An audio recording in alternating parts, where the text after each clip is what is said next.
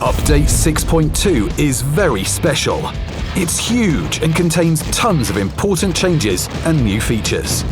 One of the most anticipated is the New Bay map. It's a metropolis inspired by American East Coast cities, with their distinctive urban development and architecture. From the central train station, there's a view over the New Bay Bridge that inspired the map's name. This all creates a unique atmosphere. There's a picturesque park near the city centre. Chinatown lies north of the park, with its narrow streets and bright billboards. If you get hungry, you can always drive to the gas station to pick up some delicious donuts. In all, the map is quite bright with a special atmosphere. Use tanks of Tier 7 and higher to play on it. Update 6.2 introduces new provisions and consumables that will definitely make the game more diversified and fun. The improved Engine Power Boost consumable significantly increases engine power for 15 seconds. It also increases traverse speed and forward and backward max speed. The Reactive Armor consumable enables you to attack more confidently, and it shaves off 20% of damage from any shells.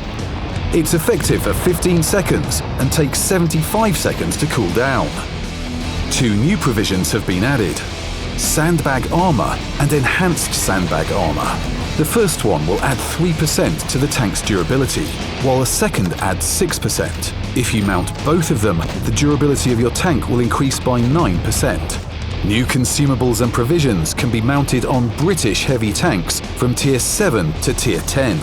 In the future, new consumables will be available for vehicles of other nations. 2 updates prior, we introduced the Jack-in-the-Box effect, where turrets fly off. We're going to have more of such breathtaking moments. Now you'll be able to see turrets being torn off some vehicles of Tier 6, 7 and 8. Update 6.2 has some good news for those of you who like German vehicles. 2 10.5cm caliber guns, the PaK L52 and the KWK L52, received an additional 15mm of armor penetration with an AP shell and 21mm with an APCR shell. A total of 8 vehicles become much more appealing to use due to that fact.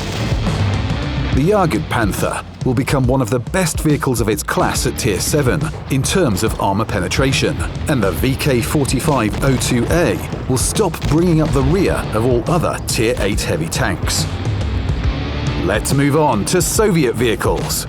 2 heavy tanks of Tier 5 and 6 experienced some changes. The first one is KV-1. Its armor, rate of fire and single-shot damage didn't give the enemy a chance. After the update, its Top Gun's dispersion and reload time will increase. However, the penetration and single-shot damage will remain untouched. Its hull armor will become a little thinner.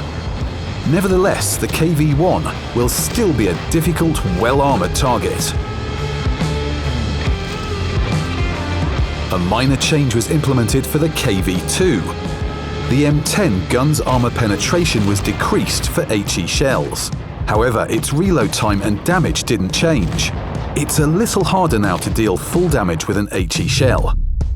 You'll have to aim for vulnerable spots. Vehicles of other nations were somewhat reworked as well. The Fury's max speed was increased, and its gun aims and reloads faster now. The reload time of the shell into the magazine of the AMX-12T's Top Gun was increased by 25%. Almost all gun characteristics for the STRV-74A2 were improved. Dispersion, aiming, complete reload time, and reload time between shots. The T-71 became sturdier, and its top gun, the T-185, has its dispersion on turret traverse and reload time between shots decreased. Its complete reload time was increased. The armor penetration of the American light tank T-23E3 was increased by 10mm for an AP shell and 9mm for an APCR shell. There's good news for owners of the Panther M10. Now its armor penetration is 160mm with an AP shell and 205mm with an APCR shell. At the moment, this vehicle is one of the top 3 Tier 7 medium tanks in terms of armor penetration. The armor of the 59 Patterns Commander's cupola was made 50% thicker. This will enable you to take more advantage of terrain irregularities.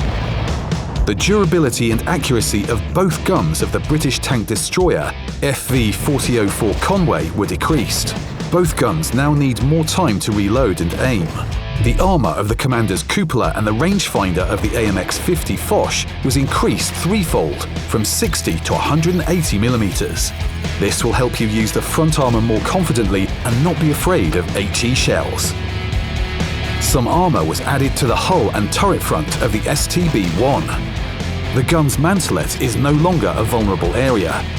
It is thicker, but most importantly, there are now 100 additional millimeters of armor behind it. And finally, the most unusual change: 2 vehicles in one. This is what the AMX-50 Foch 155 is like after the update. The tank destroyer received an alternate gun with a 2-shell drum and the same single-shot damage. This opens new tactical opportunities and tricks to use in battle. For instance, 2 HE shells are enough to destroy the grille. Apart from the new gun, the armor of the Commander's cupola was also improved. The E100 used to be capable of penetrating it with an HE shell. Now, that's no longer possible. The full list of vehicle parameter changes is available on the World of Tanks Blitz portal. FYI, the Aratinga Legendary Camouflage was introduced for the Chinese Tier 8 premium tank 59 pattern. There will be a whole video telling you how to get it. Subscribe to our channel and stay tuned if you don't want to miss out.